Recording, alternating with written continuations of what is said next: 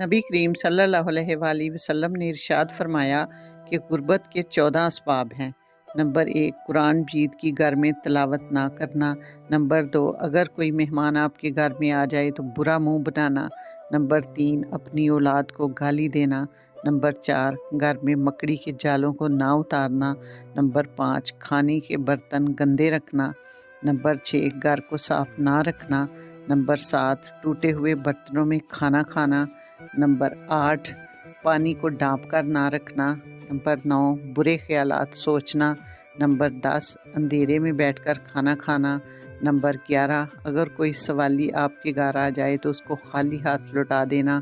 Number 12, घड़े को मुंह लगाकर पानी पीना। नंबर 13, सूरज निकलने के बाद तक सोना। नंबर 14, बिस्तर पर बैठकर खाना खाना और बीवी को गाली देना।